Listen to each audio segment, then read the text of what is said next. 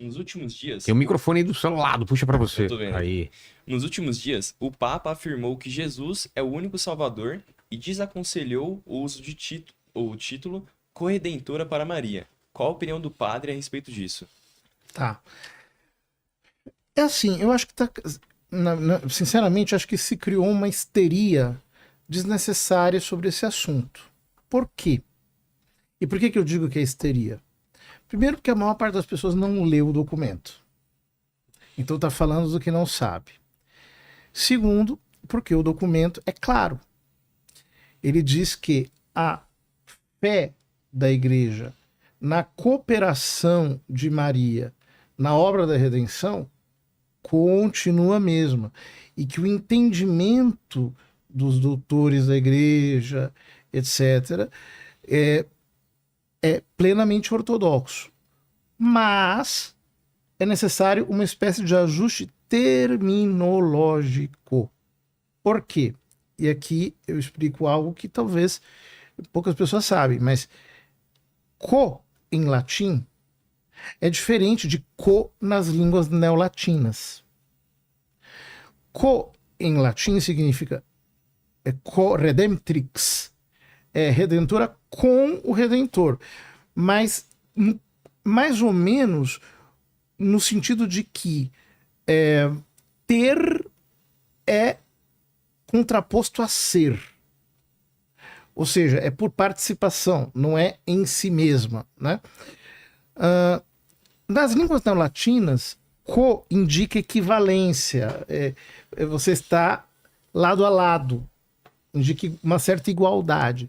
Então, nesse sentido, o magistério da igreja atual disse que é preciso que na terminologia nós evitemos chamar Maria Santíssima de corredentora e também o título de medianeira de todas as graças, também que houvesse uma espécie de economia no modo de falar, porque pode dar a impressão de que Deus de tal modo está vinculado a Maria que ela tenha merecido, por exemplo, a própria graça da sua Imaculada Conceição. Ou seja, é uma discussão mariológica bem refinada, que tem seus problemas. Né? Por exemplo, a doutrina católica afirma que a presença de Deus na nossa alma pela graça santificante é direta. A presença de Cristo em nossa alma pela graça santificante é direta. Então, por exemplo, no aspecto da presença de Cristo em nós, eu poderia dizer que Jesus é o nosso mediador em relação a Maria, porque, é claro, no sentido de que nele nós estamos unidos a toda a comunhão dos santos, é mais do que dizer o oposto disso. Então, uma série de questões aqui implicadas que precisam ser muito bem compreendidas. Os teólogos e pregadores do período barroco muitas vezes utilizaram uma retórica que não pretendia ser definição dogmática ou algo assim, mas como no Brasil tudo vira fla-flu, então as pessoas gostam de criar guerras onde não existe. Esse é um tópico difícil de conversa, né? Quando você vem de uma tradição diferente, católica. Por quê? Porque se entende Maria como uma coisa importante, né? Como alguém especial, e acho que se podemos falar em fla-flu, esse distanciamento entre católicos, protestantes e evangélicos faz com que a maioria dos evangélicos não queiram nem falar de Maria, porque Mariafobia. É quase isso, mas por causa da maneira católica, seja ela teológica ou seja ela popular, como ela é tratada, como a tradição evangélica coloca a proeminência na escritura, claro que vai existir tradição, mas ela tem um papel diferente.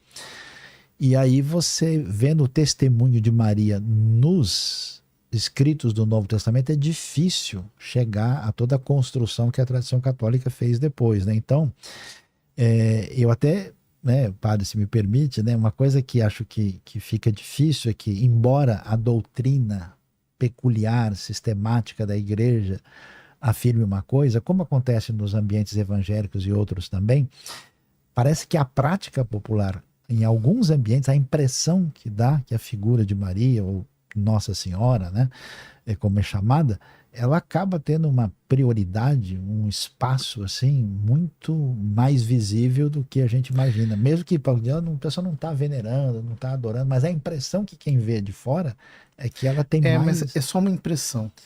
Porque Tomara. não é mesmo. Porque, veja bem, na fé católica é muito claro o fato de que Maria não é Deus. Mas você sabe que, não sei se foi o Boff, algum chegou a sugerir que ela poderia ser a encarnação hipostática do Espírito Santo.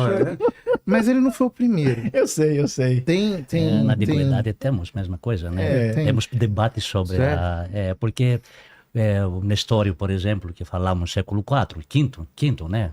Sim. Ali. Falamos para a Virgem Maria como Cristotoco ou Teotoco. Essa é a Teotoco quer dizer aquela que gerou... Mãe de Deus ou a mãe de Deus ou mãe de Cristo.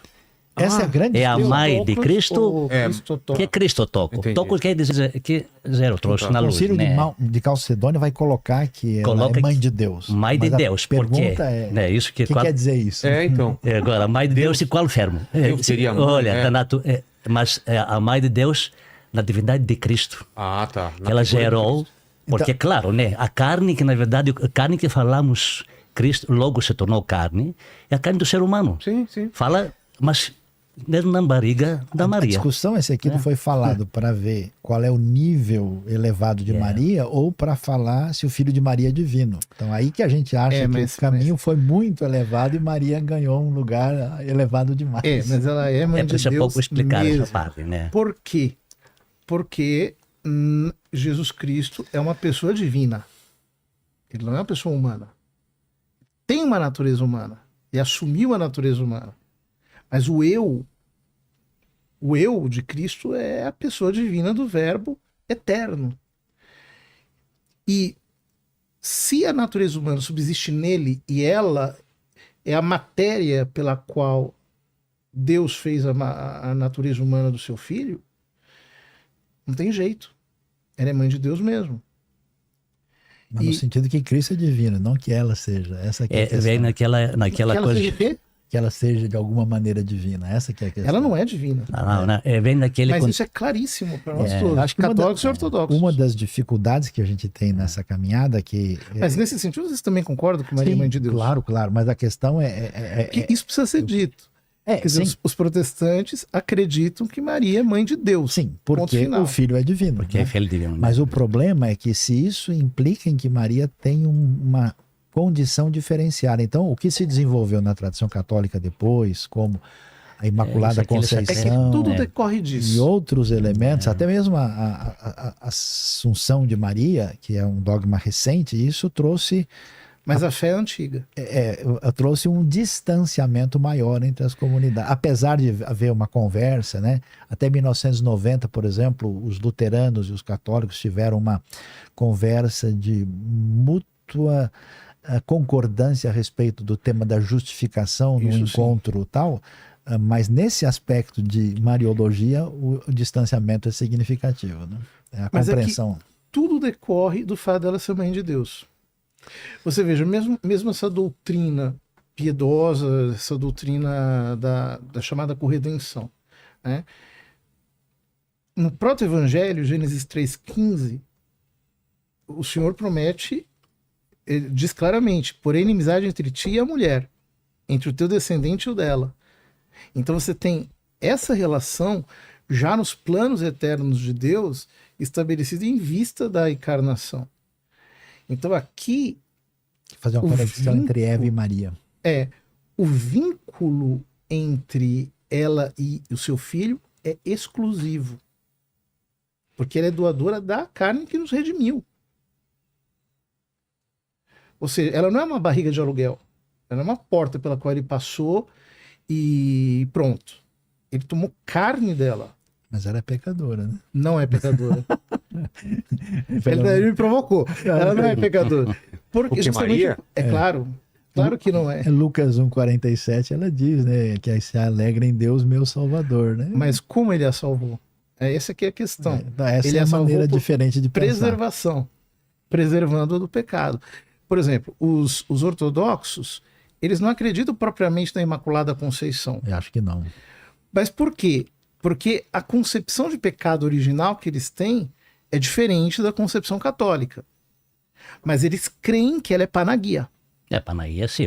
Panagia, o nome Panagia quer dizer a Santa das Santas, né? Nesse contexto, porque gerou o Filho de Deus, né? Isso é lógico. Ou seja, a honra a fé... e o respeito para a Mãe de Deus, que como colaboradora no sentido não da salvação, né? No sentido como mãe, que era uma menina, né? Não era, tipo, as pessoas acham 25 anos, era uma menina 15, 16 anos, né? Miriam, é isso aí. O respeito que nós... Eu quero entrar entre protestantes e católicos no contexto aqui no Brasil, o que é agora? Eu sou capadócio médio dos dois lados. Mediador. Não, o contexto é que criamos nós muitos tabus e preconceitos sobre nomes nesse contexto, né? Não precisamos, até no credo, por exemplo, no final falamos... Creio, não. Mas você sabe que boa parte da comunidade evangélica protestante comemorou a palavra do Papa. Falou, opa, acho que o pessoal está dando uma chegada mais para cá um pouquinho, né? Que entendeu como alguma palavra de realinhamento. O final do credo da Nicéia que falamos, creio, numa igreja, olha, católica. Ali, alguns não colocam católica, mas a palavra grega não significa a igreja católica, romana. A instituição. Mas católica, o sentido é que a igreja local, a igreja lá de Filipenses, Filipos, Colossenses, ali em Jerusalém, ele tem toda a verdade está na igreja, porque Jesus habita lá. Não é o sentido todo mundo, os cristãos de todo mundo católica, tem a ver com a igreja ortodoxa no sentido na Constituição, o ensino ortodoxo tem toda a verdade. Isso é católico. Eu creio numa igreja apostólica, porque tirada de lá, os apóstolos nos deixaram, né? Católica apostólica, mas o católico, a palavra grega nesse contexto se tornou preconceito. Muitos evangélicos não colocam a palavra católica, porque né? identificam com porque vai no contexto da igreja da Constituição, que difere isso, né? Toda a igreja, até a igreja reformada, é católica nesse contexto, mantém a verdade. Isso quer dizer, criamos as palavras como aquele contexto que não vou colocar Panagia nesse contexto, que a Maria é Panagia, claro, né? Deus deu essa graça para ela, para ser gerada por ela, mas não precisa para mim agora colocar preconceito, não vou fora católico porque vai para a igreja católica, não vou colocar não sei o que porque vai do outro lado, né? Nós precisamos somos livres nesse contexto. Aquilo que diz que o Sayão aqui, todos, pelo menos os cristãos que creem na tradição nesse ortodoxa contexto. E católica, se imagina que é possível haver uma intercessão de Maria em nosso favor, pedir a Maria alguma coisa? Isso faz sentido? Tem a ver com... Não, isso é no contexto que os santos, nesse contexto, os santos, que santos? Na verdade, a igreja triunfada no céu, né? É isso que falamos.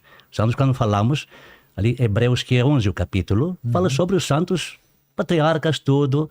Eles estão vivos no contexto, a igreja que lutou, que está lá. Isso nesse contexto, eles, como vimos aquele texto de Lucas que fala o pobre Lázaro como Abraão. Abraão, o que é Abraão? Abraão, morte ou vivo? Está na presença de Deus nesse contexto, com todos os santos do Antigo Testamento, os justos, e os santos depois. Que ele está, a igreja triunfa. O que triunfa? É viva. Agora, sobre intercessão que falou, ele está próximo, que claro que eles vivos com Deus, com o Pai, que eles oram para nós. No contexto isso. Porque não é mortos nesse contexto, né? Não que nenhum santo pode salvar ou curar. Deus cura. Mas o santo, por causa nesse contexto que está próximo a Deus, nesse contexto, ele ora para nós, para nesse contexto. Não que santo salva, né? Isso também precisamos pouco ver esse contexto. Não,